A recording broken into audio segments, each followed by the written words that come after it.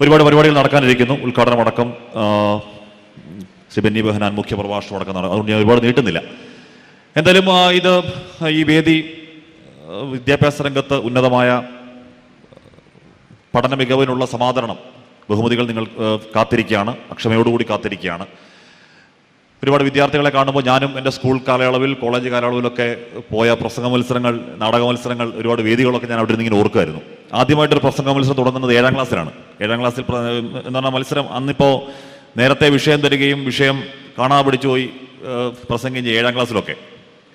അപ്പോൾ ആദ്യത്തെ പ്രസംഗം എഴുതിത്തരുന്ന അച്ഛനാണ്. അപ്പോൾ ആ പ്രസംഗം തുടങ്ങുന്നത് ഇങ്ങനെ: 1947 ഓഗസ്റ്റ് 15 ബ്രിട്ടീഷ് കരാളഹസ്തങ്ങളിൽ നിന്ന് ഭാരതമാതാവ് മോചിതയായി. അവിടെ നിന്ന് ഇങ്ങോട്ട് കുറേയധികം കുതിപ്പും കിതപ്പും എന്ന് തുടങ്ങുന്നു. പിന്നെ ആ പ്രസംഗം അവസാനിക്കുന്നത് WB ഈസ്റ്റ് പറയുന്നത് പോലെ when the falcon goes out of the control of the falcon central cannot hold anything fall apart, Jai Hind എന്ന് നിർത്തുകയാണ്.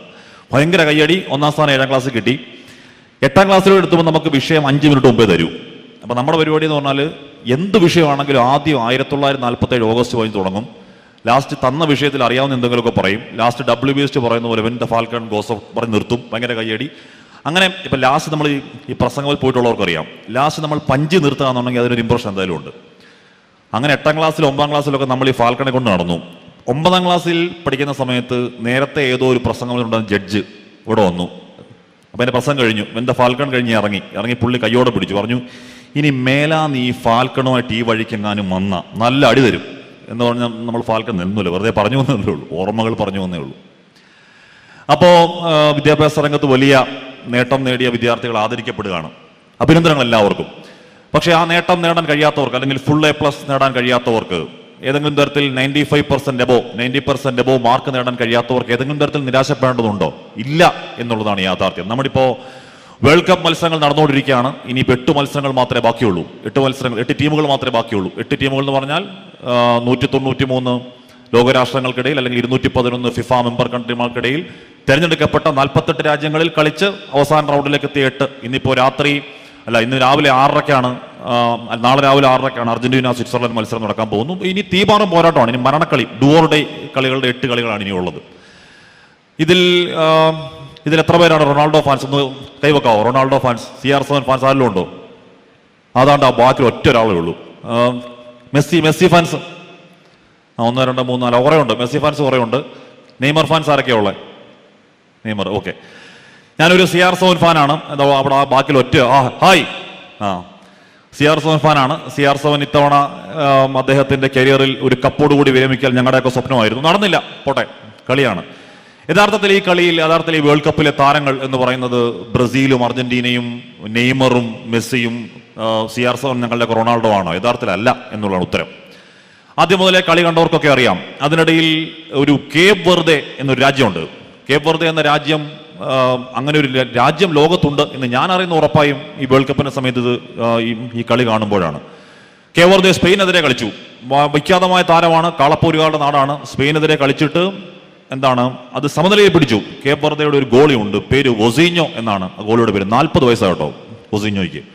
യഥാർത്ഥത്തിൽ വൊസീഞ്ഞോയുടെ പേര് വൊസീഞ്ഞോ എന്നല്ല, യോസിമർ ഡയസ് എന്നാണ് വൊസീഞ്ഞോയുടെ പേര്. വൊസീഞ്ഞോ എന്നുള്ള ഇരട്ട പേരാണ്. കൂട്ടുകാർ പണ്ട് കളിക്കാനിട്ട പേരാ. എന്ന് പറഞ്ഞാൽ കുഞ്ഞു വൊസീഞ്ഞോയുടെ അച്ഛനും അമ്മയും എന്ന് പറഞ്ഞാൽ ഒരു ലോവർ മിഡിൽ ക്ലാസ് കുടുംബമാണ്. അവർക്ക് ജോലിക്ക് പോയാൽ മതിയാവുകയുള്ളൂ ജീവിക്കണമെങ്കിൽ. അവർ ജോലിക്ക് പോകുമ്പോൾ കുഞ്ഞു വൊസീഞ്ഞോയെ നോക്കാൻ ആരുമില്ല. അപ്പോൾ കുഞ്ഞു വൊസീഞ്ഞോയെ വളർത്തുന്നത് അവൻ അമ്മൂമ്മയാണ്. അപ്പോൾ വൊസീഞ്ഞോ എന്ന വാക്കിന്റെ അർത്ഥം അമ്മൂമ്മ എന്നതാണ്. ഇരട്ടപ്പേര് വരാനുള്ള കാരണം കുഞ്ഞു വൊസീഞ്ഞോ പുറത്ത് കളിക്കാൻ പോകുമ്പോൾ കൂട്ടുകാരോട് പിണങ്ങുമ്പോഴേക്ക് ഓടി അമ്മൂമ്മയെടുത്തോട്ട് പോകും. അപ്പോൾ കൂട്ടുകാരെ കളിയാക്കി എല്ലാം പോയി അമ്മൂമ്മയെടുത്ത് പറയുന്നവൻ എന്ന അർത്ഥത്തിൽ കൂട്ടുകാരുടെ ഇരട്ടപ്പേരാണ് വൊസീഞ്ഞോ, അമ്മൂമ്മ എന്നാണ് അർത്ഥം. വൊസീഞ്ഞോ 40-ാം വയസ്സിലാണ്. 40-ാം വയസ്സിൽ ഈ പറയുന്ന സ്പെയിൻ എന്ന് പറയുന്ന വിഖ്യാതമായ കളിക്കാരുടെ ഗോൾമുഖത്തൊരു പ്രതിരോധ കോട്ട പോലെ നിന്നു. അതിനുശേഷം അർജന്റീനയുടെ കളി. ഇപ്പൊ ഇന്ന് സ്വിറ്റ്സർലൻഡ് കളിക്കായിരിക്കും അർജന്റീന. കേപ്പ് വെർദെയുമായി കഷ്ടി ജയിക്കുകയാണ്. ഈ പറയുന്ന എക്സ്ട്രാ ടൈമിന്റെ 111-ാം മിനിറ്റിൽ കേപ്പ് വെർദെയുടെ ഒരു കളിക്കാരന്റെ സ്വന്തം ഗോൾ പോസ്റ്റിലേക്ക് പോയ ഒരു സെൽഫ് ഗോൾ ഇല്ലായിരുന്നെങ്കിൽ അർജന്റീന ചിലപ്പോൾ പുറത്താം. അപ്പൊ കേപ്പ് വെർദെ എന്ന രാജ്യം, ചെറിയൊരു രാജ്യം, ആദ്യമായി വേൾഡ് കപ്പിലേക്ക് എത്തി.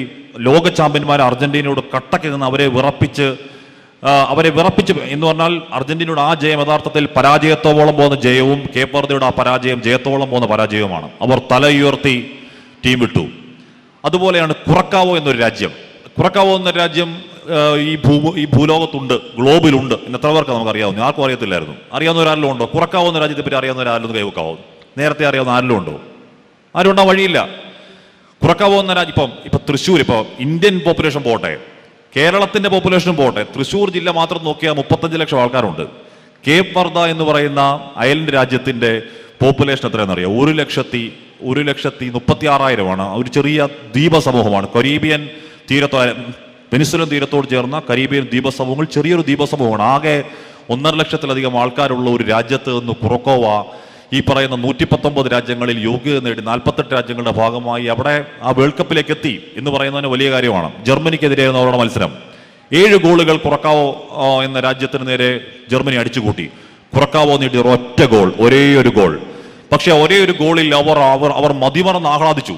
എന്ന് പറഞ്ഞാൽ തോറ്റ രാജ്യം എന്ന് പറഞ്ഞാൽ സാമാന്യം തരക്കേടില്ലാതെ നല്ല രീതിയിൽ തോറ്റ ഒരു രാജ്യം അത്രത്തോളം ആനന്ദക്കണ്ണീര് പൊരിക്കുന്നതും ആഘോഷിക്കുന്നതും ഇതുവരെയുള്ള ലോകകപ്പിലെ അപൂർവമായ കാഴ്ചയായി. അവർക്കത് വേൾഡ് കപ്പ് കിട്ടിയ പോലെയാണ്. കാര്യം അങ്ങേയറ്റം പരിമിതികൾക്കിടയിൽ നിന്ന്, അങ്ങേയറ്റം കഷ്ടപ്പാടുകൾക്കിടയിൽ നിന്ന് പൊരുതി കയറി വന്ന് ഫിഫയുടെ 211 മെമ്പർ കൺട്രീസിനോട് മത്സരിച്ച് 48 രാജ്യങ്ങൾ ആ പട്ടികയിൽപ്പെട്ട് വേൾഡ് കപ്പിലേക്ക് അവരെത്തി എന്ന് പറയുന്നത് തന്നെ കുറക്കാവുന്ന രാജ്യത്തിന്റെ അഭിമാന നിമിഷമാണ്. അവരവിടെ തന്നെ ജയിച്ചു. അത് കഴിഞ്ഞ് ജർമ്മനി പോലുള്ള കരുത്തന്മാർക്കെതിരെ ഒറ്റ ഗോൾ, ആ ഗോൾ നേടിയെങ്കിൽ അവർക്കത് ലോകകപ്പ് നേടിയതിന് സമാനമായിരുന്നു. അവരും ആനന്ദത്തോടെ എന്ന് പറഞ്ഞാൽ പരാജയപ്പെട്ടെങ്കിലും വിജയികളെ പോലെ തല ഉയർത്തി സ്റ്റേഡിയം വിട്ട് അവർ നാട്ടിലേക്ക് പോയി. നാട്ടിൽ ഇപ്പോഴും അവർക്ക് വീരോചിത സ്വീകരണങ്ങൾ കിട്ടിക്കൊണ്ടിരിക്കുകയാണ്.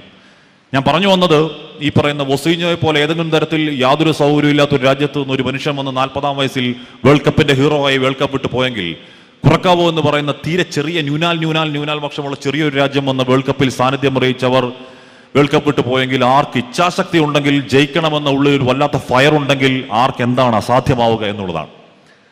പക്ഷേ നമ്മുടെ ആ ഇച്ഛാശക്തിയെ, ജയിക്കണമെന്നുള്ള ഫയറിനെ, മുന്നോട്ട് പോക്കിനെ തകർക്കാൻ ചില മനുഷ്യന്മാർ ഇറങ്ങിയിട്ടുണ്ട്. മാഫിയ സംഘമാണ്, ഈ പറഞ്ഞ ഡ്രഗ് കാർട്ടലാണ്. ഞങ്ങൾ 24 ചാനൽ എന്നുള്ള നിലയ്ക്ക് SKN40 എന്നൊരു ലഹരി വിരുദ്ധ യാത്ര നടത്തിയിരുന്നു. ഇപ്പോൾ നടത്തിയിട്ട് ഏതാനും മാസങ്ങൾക്ക് മുമ്പാണ് നടത്തിയത്.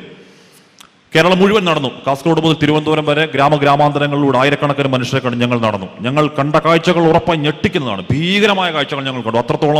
അത്രത്തോളം അടിത്തട്ടിൽ 7-ാം ക്ലാസ്സിൽ പഠിക്കുന്ന ഒരു കുട്ടി, MDMAക്ക് അഡിക്റ്റ് ആയ ഒരു കുട്ടിയെ ഞങ്ങൾ കണ്ടു.